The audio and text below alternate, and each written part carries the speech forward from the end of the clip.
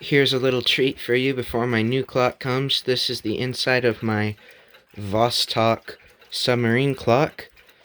There is some sort of Russian trademark or a stamp for signature of the manufacturer. This is made by Vostok, or at least that's what the face says. Vostok, right there. Here's the shell that holds the movement. And here is the platform escapement, which has some issues. It needs to be completely replaced because if I wobble it around a little bit, you might be able to see the issue. It has a dead balance staff. Yeah, look at that. There you go. Let me just... Yeah, see how wobbly that is? Right there? Yeah, that's not good. When I turn the clock over as such, it runs fine, like this. And in fact, it even runs fine and keeps very good time on the wall. It's just, you have to get it in a very specific position, or the balance wheel will stop, and it'll wobble to a stop like it's currently trying to do. Yeah,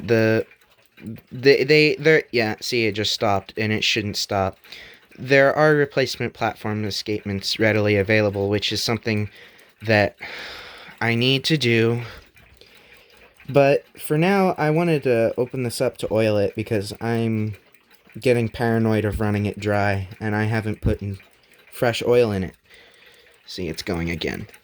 So, let me show you the back now. Here's the back. It's a very high caliber movement, I should say. It's not highly caliber. It's a very high caliber movement, all things considered. It came from a communist era of a country. So, yeah. There is the very large mainspring, which only goes for 8 days. But I imagine that might have something to do with the balance wheel. I bet if the balance wheel was replaced, it would go for longer than 8 days. There's also, it's a bit hard to see, the ratchet is out of sight. It's hidden behind the back plate. There's also a type of Geneva stop mechanism here. This keeps you from overwinding the clock every week. It's this wheel right here.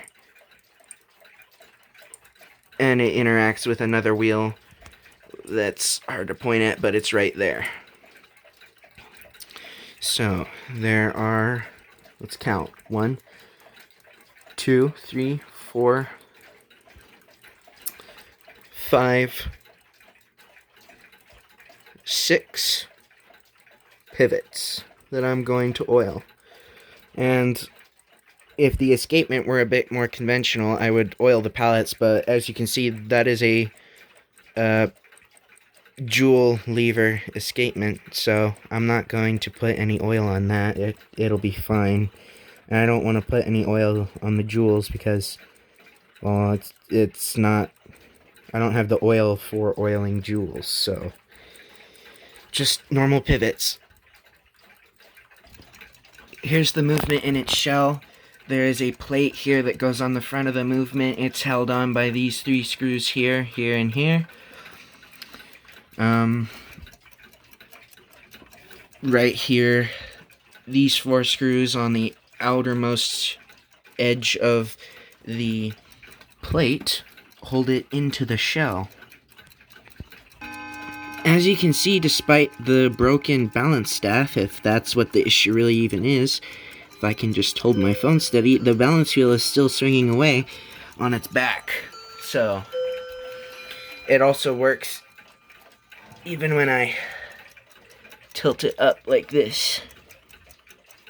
Isn't that strange? Back up on the wall, we are now reassembled. I think the movement's thinking about stopping, but I'm going to go ahead and try and set this to the time. What might have broken the balance wheel, or the balance staff, I should say, in the first place, is someone actually pushing repetitively on the second hand. Me. So that's an operator error. Okay. So the time is basically 4:35. So, yep, that's that. That was the inside of that. And by the way, the Chinese clock broke, so that's probably a new record for me. The Chinese clock I just uploaded a video on yesterday is already broken. So that's a new record for me, like I said. Having a clock for a single day and then it breaks. Operator error as well because I'm dumb.